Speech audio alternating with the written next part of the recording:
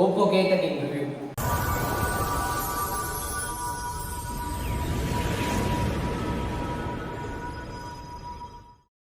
என்கிட்ட இருக்க வேரியன்ட் பார்த்தீங்கன்னா 8+128. இது இப்போ கரெக்டாக அமேசானில் 19,000 வரைக்கும் இருக்குது. இந்த மொபைலை ஓப்போ குறிப்பாக ஒரு ஓவரால் ஆல்ரவுண்டர் மொபைல் மாதிரியே லான்ச் பண்ணியிருக்காங்க. எல்லாருமே இந்த மொபைலை ஓவராக ஹைப் பண்ணுற மாதிரி இது உண்மையிலே ஒர்த்தா, இதை நம்ம இப்போ ரிவ்யூவில் பார்த்துடலாம். மொபைலோட வெயிட்னு பார்க்கும் மோஸ்ட்லி 223 கிராம் வரைக்கும் இருக்குது. கையில் பிடிக்கும் மோஸ்ட்லி இதை ஃபீல் பண்ண முடியல. வெயிட் மேனேஜ்மெண்ட் சூப்பர் பண்ணியிருக்காங்க. நார்மலாக ஒரு கவர் போட்டு வெயிட் பார்த்தோம்னாக்கி 250 கிராம்ஸ் வரைக்கும் இருக்குது. இப்போ இதோட டிசைன் அண்ட் பில்டு குவாலிட்டி எப்படி பண்ணியிருக்காங்கன்னு பார்த்துடலாம். இந்த மொபைலில் ஒரு டெம்பர் அப்புறம் ஒரு கேஸ் போட்டு போகிற 250 கிராம் வரைக்கும் வெயிட் இருக்குது. ஏன்னா 250 கிராம்ஸ் வெயிட் இருந்தாலும் அதை கையில் பிடிச்சி யூஸ் பண்ண மோஸ்ட்லி அந்தளவு ஃபீல் பண்ண முடியல. இதாவது IP65 ரேட்டிங் மட்டும்தான் கொடுத்துருக்காங்க. இது இந்த பட்ஜெட்டுக்கு இருக்க மற்ற ஃபோன்ஸை கம்பேர் பண்ண மோஸ்ட்லி கம்பேரிட்டிவ்லி ரொம்பவே லோ தான். ப்ரொடெக்ஷனுக்கு இங்கே DG Glass 2 ப்ரொடெக்ஷன் கொடுத்துருக்காங்க. கார்னிங் ஒரு கிளாஸ் ப்ரொடெக்ஷன் கொடுத்துருந்தா இதோடையுமே சூப்பராக இருந்திருக்கும். அதனால் ஃபோனுக்கு எப்போவுமே ஒரு டெம்பரும் பேக் கேஸும் போட்டு யூஸ் பண்ணுறது சஜஸ்டபிள். இது வரை உங்களுக்கு ஸ்டீரியோ ஸ்பீக்கர் இதில் கிடச்சிரும். வேறு IR பிளஸ்டருக்கான சப்போர்ட்டுமே இருக்குது. TV AC மாதிரியான விஷயங்களை கண்ட்ரோல் பண்ணிக்கலாம். ஸோ ஓவரால் டிசைன் குவாலிட்டி ரொம்பவே இம்ப்ரெசிவாக இருக்குது. ஆனால் பில்டு குவாலிட்டி அந்தளவு இல்லை. அட்லீஸ்ட் ஒரு IP67 ரேட்டிங்கும் கார்னிங் ஒரு கிளாஸ் சப்போர்ட் கொடுத்துருந்தா இன்னுமே சூப்பராக இருந்திருக்கும். டிஸ்பிளேன்னு பார்க்கும் மோஸ்ட்லி 6.67 இன்ச்சில் ஃபுல் HD AMOLED டிஸ்பிளே கிடச்சிரும். ரெஃப்ரெஷ் ரேட்டும் 128 வரைக்கும் சப்போர்ட் இருக்குது. ஆட்டோ செலக்ட் ஆப்ஷனும் இருக்குது. இதனால் உங்களுக்கு 60, 90, 120 எந்த இடத்துக்கு எது தேவையோ அதுவே ஆட்டோமேட்டிக்காக சுவிட்ச் ஆயிரும். 1200 நிட்ஸ்க்கான பிரைட்னஸ் லெவலுமே இருக்குது. அவுட்டோரில் டேரெக்ட் சன்லைட்டில் வச்சு யூஸ் பண்ணாலும் டிஸ்பிளேயோட வியூவிங் சூப்பராகவே இருக்குது இந்த பட்ஜெட்டுக்கு. யூடியூப்பில் உங்களுக்கு HDR சப்போர்ட் கிடையாது. ஆனால் 4K 60 fps வச்சு கண்டென்ட் பார்த்துக்கலாம். இப்போ இதோட கேமரா பர்ஃபார்மன்ஸ் பற்றி பார்த்துடலாம். இந்த ரிவ்யூவில் நான் மோஸ்ட்டாக நைட் ஃபோட்டோகிராஃபி தான் அப்லோட் பண்ணியிருப்பேன். நார்மல் டே டைமில் உள்ள ஃபோட்டோ அண்ட் வீடியோகிராஃபி நான் தனியாக அதுக்கு ஒரு ஷார்ட்ஸ் வீடியோ கிரியேட் பண்ணி அப்லோட் பண்ணுறேன். அதை செக் பண்ணி பாருங்கள். கேமரானா ஒரு மோஸ்ட்லி இங்கே உங்களுக்கு ரியரில் 50 MBக்கான ஆம்னிவேஷன் சென்சர் கொடுத்துருக்காங்க. வேறு 2 MP மோனோக்ரோம் சென்சருமே இருக்குது. வேறு 16 MBக்கான செல்ஃபி கேமரா சப்போர்ட்டுமே இருக்குது. Oppo K13 rear camera 4K 30 fps வச்சு ரெக்கார்ட் பண்ணிருக்கேன். நைட் வீடியோகிராஃபி நைட்டில் நீங்கள் வீடியோஸ்லாம் எடுக்க மாதிரி இருந்தால் அந்த மாதிரி தான் இருக்கும். லைட்டிங் கண்டிஷன்ஸ்லாம் பரவாயில்ல. இது அதே பிளேஸில் 1080p 60 fps வச்சு ரெக்கார்ட் பண்ணிருக்கேன். ஆடியோ ஸ்டெபிலைசேஷன் கலர்ஸ் எல்லாத்தையும் பார்த்துக்கிடுங்க. இது ஃப்ரண்ட் கேமரா 1080p 30 fps வச்சு ரெக்கார்ட் பண்ணிருக்கேன். ஆடியோ கலர் ஸ்டெபிலைசேஷன் எல்லாத்தையும் பார்த்துக்கிடுங்க. இதோட சென்சார் சைஸ் ரொம்பவே கம்மி தான் இந்த பட்ஜெட்டில் இருக்க மற்ற மொபைலில் கம்பேர் பண்ண மோஸ்ட்ல. இதனால் உங்களுக்கு டே டைமில் உள்ள ஃபோட்டோஸ் அண்ட் வீடியோஸ் அடி வாங்குதோ இல்லையோ, நான் நைட் டைமில் உள்ளது கண்டிப்பாக அடி வாங்குது.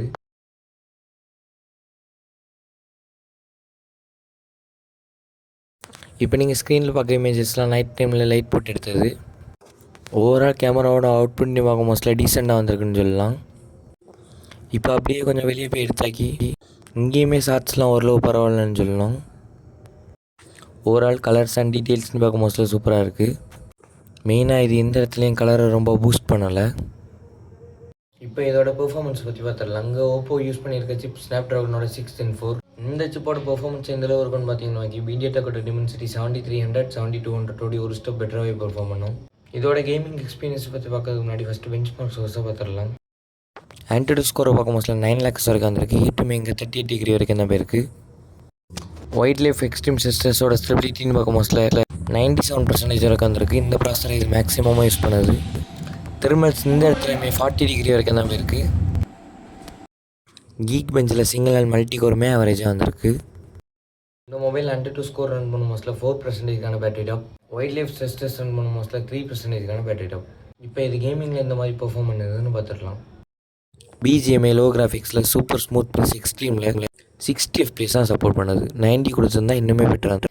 BGMI 60 fpஸோட ½ an hourக்கான கேம் பிளேயில் வெறும் 5%க்கான பேட்டரி டாப் தான் இருந்து. இது ரொம்பவே இம்ப்ரெசிவான ஒரு விஷயம்.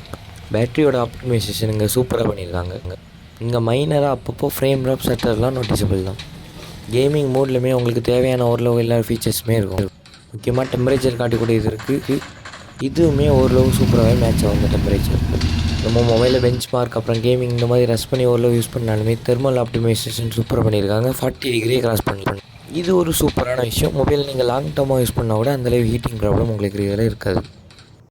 இதனால் உங்களுக்கு பெனிஃபிட்ஸ்னு பார்க்க மோஸ்ட்லி மொபைல் நீங்கள் லாங் டர்மாக யூஸ் பண்ணாலும் இதோட பேட்டரிக்கு எந்த ஒரு பிரச்சனையும் வராது. FF மேக்ஸ்லேயுமே உங்களுக்கு 60 fpsக்கான சப்போர்ட் இருக்குது. இதோட கேமிங் எக்ஸ்பீரியன்ஸ் எப்படி இருக்குன்னு கேட்குறவங்களுக்கு இந்த பட்ஜெட்டுக்கு எங்கேயுமே இதை குறை சொல்ல முடியாத மாதிரி இருக்குது. இதில் உங்களுக்கு ஸ்டாண்டர்ட் ப்ளஸ் 60 எஃப்பிஎஸ்க்கான ஆப்ஷனில் வச்சு ½ அன் ஹவர் கேம் ப்ளே பண்ண மோஸ்ட்டில் 6% வரைக்கும் பேட்டரி ட்ராப் இருக்குது. இங்கேயுமே பேட்டரியோட ஆப்டிமைசேஷன் சூப்பராக இருக்குது. இதோட கேமிங் மோட்லேயுமே தேவையான எல்லா ஃபீச்சர்ஸுமே இருக்குது. முக்கியமாக ஓப்போ OnePlus வேறு Xiaomi இந்த எஃப்பிஎஸ் மீட்டர் உங்களுக்கு இன்பில்லாகவே கிடச்சிரும். இது ஒரு பயங்கரமான ப்ளஸ் பாயிண்ட் இந்த மொபைல்ஸ்க்கு.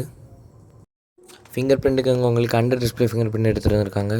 ஆப்டிக்கல் ஃபிங்கர் பிரிண்ட் பிளேஸ்மெண்ட் மட்டும் கொஞ்சம் கீழே இருக்குது. மற்றபடி ஓப்பனிங் ஸ்பீட்ஸ்லாம் சூப்பராக இருக்குது. அக்குரேட்டாகவும் ஒர்க் செய்யுது ஃபிங்கர் பிரிண்ட்ஸ். டிவைஸுமே இப்போ Android 16 பேஸ்ட் அண்ட் ColorOS 16 இருக்குது. கரண்ட் அப்டேட்டில் தான் இருக்குது. இந்த மொபைலில் உங்களுக்கு ஆப் ஓப்பனிங் அண்ட் க்ளோசிங் ஸ்பீட்ஸுமே இந்த பட்ஜெட்டுக்கு சூப்பராக இருக்குன்னு சொல்லலாம். யூஐயோட ஸ்மூத்னஸ்மே சூப்பராக இருக்குது. பேட்டரிக்கு இங்கே 7000 mAh வரைக்கும் இருக்குது. இது தவிர 80 வாட் ஃபாஸ்ட் சார்ஜர் பாக்ஸ்லேயே வந்துடும். பேட்டரியோட ஆப்டிமைசேஷன் இங்கே பெர்ஃபெக்டாக பண்ணியிருக்காங்க. இந்த பட்ஜெட்டுக்கு நீங்கள் ஒரு ஆல்ரவுண்ட் மொபைல் பார்க்குறீங்கன்னா இந்த ஃபோனை நீங்கள் தாராளமாக செக் பண்ணி பார்க்கலாம். இந்த 9K பட்ஜெட்டுக்கு இது எங்கேயுமே பெருசாக குறை சொல்கிற மாதிரி இல்லை. இதே மாதிரி அப்கமிங்கில் நம்ம சேனலில் பல மொபைலோட ரிவ்யூ வந்துக்கிட்டே இருக்கும். சப்ஸ்கிரைப் பண்ணி சேனலில் ஸ்டே பண்ணிக்கோங்க. இந்த ரிவ்யூ உங்களுக்கு ஆனஸ்ட்டாக தோணுச்சுனாக்கி லைக் பண்ண மறந்துடாங்க.